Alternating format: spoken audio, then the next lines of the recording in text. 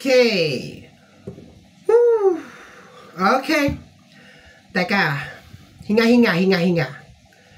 Hello, my dear Virgo. Hello, mga my dear Virgo. Uy. So, my dear Virgo, this is from December 1 to December 15, 2024, mga my dear Virgo. And this is a general reading. So, reminder mga my dear Virgo na ang gagawin natin today ay general reading. So, hindi to 100% na magre-resonate para sa ating lahat. So, please, my dear, lower your expectation pagdating po sa mga general reading. Okay, my dear? Kakaiba yung reading na gagawin natin ngayon, my dear. Kukuha tayo ng 10 cards dito sa ating The Hermit Tarot. Okay, so tingnan natin, my dear, kung ano ang yung first card. Virgo, December 1 to December 15, 2024. Virgo. Okay, sabi niya dito, you are so very special. Okay, you are so very special. So, nakukuha ko na energy dito, my dear, na posibleng meron ka mga tao na ititreat mo or ililibre mo or itatrato mong very special, my dear. Posibleng, my dear, na baka mag-aayos ka rin ng bahay, maghahanda ka because may taong darating. Baka maghahanda ka, my dear Virgo. Yun na nakukuha ko dito, my dear. Basta parang nararamdaman ko sa card na to na parang nagpe-prepare ka ng something or parang naghahanda ka. Yun na nakukuha ko dito. Para may paramdam mo sa tao na yun that person is a very special or very special. Okay. Tingnan natin, my dear. Okay, parang meron kang ginagawang something, my dear Virgo, para maparamdam doon sa tao na yon. Oh! Okay, layo natin. Okay, that is S. E. Okay. Nilunok kung lahat at hindi nagtira. Ay! Okay. Wala naman actually masama dito, my dear. Okay. So, posibleng baka meron mga nag-honeymoon sa mga araw na ito, my dear. Okay. Baka din maibigay mo, my dear, ang iyong sarili sa isang tao kasi naramdaman mo na parang siya na nga, di ba? Very special. Sa mga mag-asawa, wala naman ako nakikitang problema dito kasi it's really normal, it's really natural, okay? Pero kung hindi kayo mag-asawa, hindi to maganda, okay? So, parang mainit, my dear, ang December 1 to December 15, okay? May posibilidad, my dear Virgo, na maibigay mo ang iyong body, my dear, sa isang tao na, 'di ba, you are finally decided na siya na nga, 'di ba? Baka isang manliligaw na finally sasagutin mo na ng December 1 or December 15, somewhere down there, my dear Virgo. Okay. O kaya parang bakit mo binigay sa akin? You are very special. Baka sabihin mo, my dear Virgo, kaya ko binigay sa iyo ang aking pagkababae kasi you are very special. Ganon. Okay? May mga ganon, my dear. Okay? Kaya pala naglilinis ka ng bahay or something or nag-prepare ka o nililinis mo yung sarili mo kasi iyahain mo. Joke lang. Okay? Yun pala yun. Okay, let me see. 10 card pa naman to. Dalawa pa lang yun nandito, my dear Virgo. Okay, let me see. Next is I need more time. Ay, bakit bigla ka nanghingi ng time? No. I need more time. You are very special.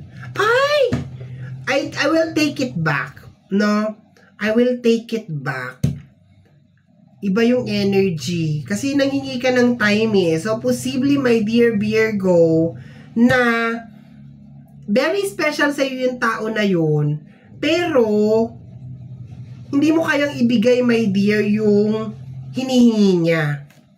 Hala, sorry naman ha. Bigla akong na-carried away. Kasi dalawang card lang naman kasi ito. Oh. Very special tapos yun. So, posible nga. Pero posible din naman na mangyari yun, my dear, na especially kung mag-asawa kayo, na medyo, di ba, meron mga love makings na mangyayari. Pero, may isang energy pa kasi na lumabas sa energy ng I need more time, na parang may nanghihingi ng time, na parang, teka lang, parang masyado kang mabilis or something like that, okay? Tingnan natin, ha? Tingnan natin, my dear. Itong ayaw ko sa mga ganito dito. If I follow you, I could lose everything. Okay, yes, my dear. I'm really sorry dun sa first statement na binigay ko, my dear Virgo. Pero, pwede naman mangyari yon. So, let us consider it as a warning, mga my dear, na wag basta-basta ibibigay ang sarili sa mga tao na parang hindi ka pa sigurado kung pakakasalan ka ba or something, diba? Virgin-virginan coconut oil tayo dito, mga my dear Virgo. Pero, I think, my dear, marami sa inyo, my dear, ang parang nangingi ng time, okay? Dapat pala nilatag ko na lang lahat ng mga cards. Kasi this is the first time na ginamit ko tong card na to. So, di ba, hindi ako masyadong familiar kung paano tumatakbo ba tong ano na to. So, sabi mo dito, I need more time, okay? And if I follow you, I could lose everything. So, parang ano to, parang siguro parang merong pwede naman yung sinabi ko kanina, my dear. Okay, medyo naguguluhan ako, ha. Teka, ano ba sabi ko kanina? Parang merong parating, okay? Parang parang meron kang ginagawa. I think tama yung part, my dear, na parang pinaghahandaan mo or parang meron kang something na ginagawa, nililinis ka ng bahay or something kasi may parating. Pero yung pagdating kasi dun sa usapin kasi ng isang part, okay, parang sabi mo kasi dito, parang I need more time. So, baka yung iba sa inyo, my dear, ay parang nagdadalawang isip or parang hindi pa kayang ibigay kung ano yung hinihingi sa inyo. Lalo na yung mga baguhan pa lang, di ba?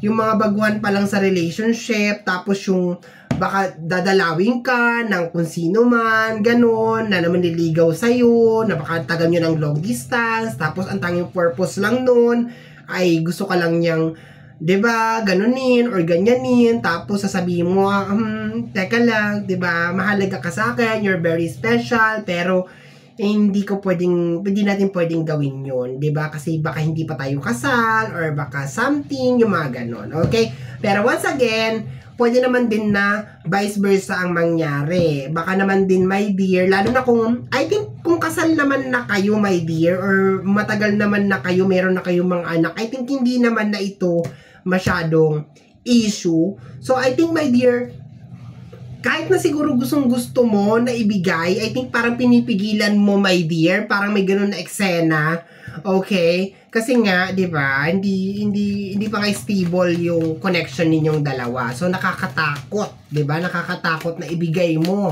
yung bagay na yon. Okay, tingnan natin. Reach out. Yes, meron magre-reach out. Pero pakiramdam ko, my dear, kaya lang ito magre-reach out sa'yo kasi meron lang talaga siyang kailangan, okay? Posible, my dear, na mahalaga pa rin sa'yo itong tao na to, very special pa rin sa'yo itong tao na to, mahal mo pa rin itong tao na to, okay? Pero, I think yung gusto mo lang siguro is yung friendship, diba? Yung bonding moment, pero yung pagdating na siguro dun sa malalim na part, diba? Parang ayaw mo sa kanyang ibigay, or yung iba sa inyo para nagdadalawang isip na ibigay, na naguguluhan ako kung paano ko i-deliver to. Okay? Kasi meron pumasok sa akin na energy kanina na parang gustong-gusto mo nang makipag-ibigay. Pero meron din naman energy based on the card na sinasabi na, 'di ba, ayokong ibigay kasi siguro depende sa edad, 'di ba? Depende sa edad, okay? Kung siguro mga nasa edad ng I will be very okay, ganito na lang. Kasi may mga number dito, my dear, sa table, okay? And kung makikita mo to, this is the energy of 15, okay? Baliktad lang sa'yo, magiging 51 sa'yo yan, pero 15 to. Dito naman ay 21, 12 yan sa'yo, okay? Kung mare-reverse man. So, itong dalawang card na to, dito ako magbabase. So, if your age is, yung edad mo, my dear, is from 15, yes, alam naman natin mapupusok yung mga yan. hanggang mga 20 something and parang meron nanliligaw sa'yo, my dear, or something, especially dun sa mga single, I think, my dear, parang hindi mo maibibigay yung hinihiling ng manliligaw mo. And there's a tendency, my dear, na baka yun na maging dahilan kaya tumabang sa'yo yung tao na yun. Okay? So, ganun yung ano natin. Okay? Analyze natin siya ng very, very properly. And meron ka ditong 4 at saka meron ka ditong 5. So, if just in case gurangers ka na, ayan, 45 ka na, or 50 ka na, or burado ka na sa kalendaryo, or tanging sa loto ka na nag-i-excess, okay? So, there's a tendency, my dear, na baka merong magre-reach out sa'yo, and then, hindi ko naman sasabihin, my dear, na ibibigay mo kaagad kung ano yung gusto niya, pero posible din, my dear, na baka hindi mo rin naman siya ibigay, 'di ba? Kasi parang hindi, 'di ba? Parang baka may asawa ka na or baka you are taken, depende kasi, my dear, sa sitwasyon mo. Pero yun na lang, hatiin na lang natin yung edad natin, my dear, from 15 to 21 or sabihin natin mga 25, mga pag ganun, my dear. There is a tendency, my dear, na baka iwanan ka ng partner mo or ng manliligaw mo or magkaroon ng konting tabang sa relasyon ninyo, mga my dear Virgo, especially kung hindi mo, kasi parang hindi ka pa prepared, kasi sabi mo dito, if I follow you, I could lose everything. So, posible na baka nag-aaral ka pa or baka breadwinner ka ng pamilya, parang ganun, kaya ayaw mo munang ibigay kung ano yung hinihiling niya. Pero, yun nga, meron mga magre-reach out if you're actually mga edad ng 45 years old or mga ganyan na edad, okay, meron din mga magre-reach out na energy. At least nalino ko, my dear, yung message na ito, okay? Next, last 5, okay, we have here the energy of the light, okay? So, ayun nga, my dear, for some of you, parang makikita ninyo yung totoong intensyon, na especially if you're actually single, okay, mas magre-resonate yung part na yun sa mga single, mga my dear Virgo, kasi parang marirealize mo na, okay, yun lang yung gusto sa akin nung tao na yun, kahit siguro mahal na mahal ko siya, or kahit napaka-special sa akin nung tao na to, hindi ko kasi may bibigay yung gusto niya. So, especially, sabi ko nga ganun, kung medyo bata-bata ka pa, if you're actually yung mga nasa around 15 to 21, di ba, mga critical pa yung mga edad na yan, okay? So, yun nga, my dear Virgo, hindi mo daw ibibigay and makikita mo yung totoong kulay nung kung sino man yung tao na yon, okay? Next. Do you think about me too? Okay? So, posible din, my dear, na parang gagamitin niya lahat yung lahat ng mga, basta kung sino man tong parating, my dear, pakiramdam ko may devilish siyang energy. No, ganun na lang sasabihin ko, my dear. Parang may devilish siya na energy. It really doesn't matter kung ex mo to, iniwanan ka nito, or manliligaw mo to ngayon. Pakiramdam ko talagang, ramdam na ramdam niya talagang spirit of, 'di ba, of snow or ng taglamig, 'di ba? Kasi talagang tumatayo ang mga dapat tumayo sa kanya, yun na nakukuha ko, my dear. Okay? So, parang gagamitan ka pa nito ng mga strategy na mahal mo ba talaga ako? Yes, special siya sa iyo, my dear Virgo, pero hindi ibig sabihin na kailangan mo ibigay yung gusto niya talaga, 'di ba? Tama naman 'yun. Tama naman yung ganun, especially kung nag-aaral ka pa or 'di ba, yung mga ganun, okay? Let's go. At kung minor de edad ka pa, and yan kasi ay sagrado, hindi yan basta-basta ibinibigay. Okay? Lalo na sa mga walang pambuhay. Okay? Kasi pag may nabuo, ano ipapakain? Buhangin? Okay? I have so much desire for you. Parang pakiramdam ko talaga, my dear, takam na takam talaga sa'yo tong tao na to, my dear. So, kahit ano man, my dear, yung flow ng reading na to, my dear, magiging warning na lang to, my dear. Kasi baka merong isang tao na napaka-special sa'yo ang magpakita ng kung ano man motibo, my dear, or, diba? And I think, my dear, it's okay na regaluhan natin yung mga special na tao sa atin. Regaluhan natin, paghandaan natin, pagsilbihan natin. Pero yung isang part na yon sa usapin ng ganon, I think, depende. Kung kasal kayo, bakit may pagdadamot? Kung mag-asawa kayo, bakit may pagdadamot? Pero kung hindi naman, especially kung minor de edad ka pa, di ba? Kung nag-aaral ka pa, at hindi mo pa kayang buhayin ang sarili mo at umaasa ka pa sa magulang mo, parehas kayo umaasa pa sa magulang nyo, I think medyo magdadahan-dahan ako sa part na to, my dear. Okay. I know you from somewhere, okay? So, posible din, my dear, na baka meron din mga biglaan na lang magpakilala sa'yo, diba? Mag-iingat din ako sa mga ganito, my dear. Baka biglaan din meron mga magpakilala sa'yo, na parang, ay, alam mo, ganito, ganyan. Tapos, yun pala yung pinaka-main na agenda niya. My life started when I met you. Okay, so parang I think talaga very special talaga tong tao na to sa'yo. Talagang mahal na mahal mo siya. Pero, yun nga, meron kasi siyang gustong mangyari. Depende kasi yan sa sitwasyon natin, mga my dear. At least, di ba, meron tayong konting guide over here na nakikita natin, especially sa mga, di ba, yung mga minor de edad pa right there na, 'di ba? Sana mapanood nyo to kung 'di ba? At mabigyan kayo ng awakening na hindi basta-basta inaasa, hindi basta-basta binibigay yan, lalo na kung umaasa lang kayo sa mga magulang nyo or hindi pa kayo tapos or mga something like that. And para naman sa mga gurangers, sa mga thunderbolts, 'di ba?